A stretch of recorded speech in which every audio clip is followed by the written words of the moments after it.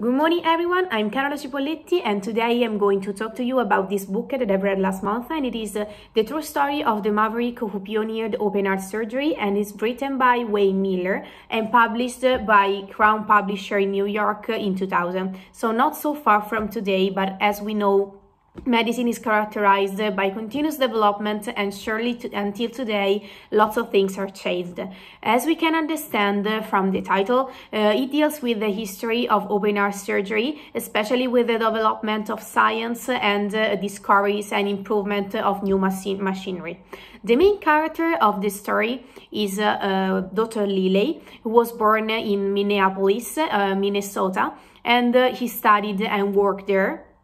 And he and his equipe tried to solve one of the most important heart issue of that time, that was atrial or ventricular septal defect, and one most important, that was the tetralogy of Fallot, that was a combination of 4 congenital abnormalities of circulatory system. The book is very well structured because the writer doesn't only tell us about history of open heart surgery, but he also deals with a personal history of doctors and relationships between them, and also he underlined that in the same time different doctors were working on the same machinery with the same aim, so to solve heart defects.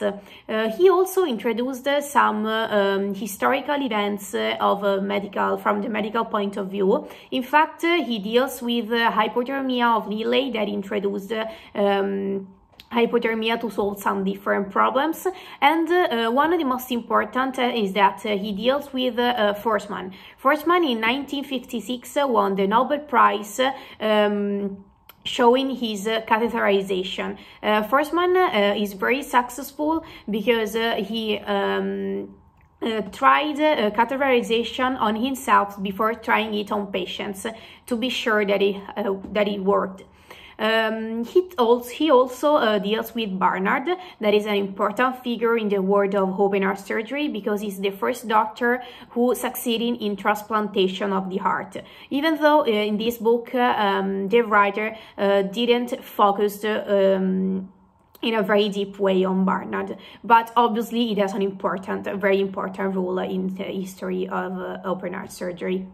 The writer also allows us to put us in their shoes, because he doesn't describe only good things about open heart surgery and successful events, but he also describes us how people attack the doctors when, for example, at the beginning Lilly tried to solve this kind of problems, so heart issues with cross circulation, that was a connection between 2 persons, so a donor and the patient. But the problem of that cross circulation was that there was 200% of possibility of death, because they were trying to save one person using another one more. So now I want to read a short sentence from the book, because I think that is one of the most appropriate to describe feelings in this kind of history. But destiny, as Lilly and his patients could appreciate better than most, followed no script. I think that is one of the most appropriate, because even though doctors put all themselves in surgery and saving life, destiny is not predictable, and destiny decides which has to be our end. So I recommend this book to anyone who likes medicine, surgery, history about surgery, but also it is an important reading about relationship and support between colleagues.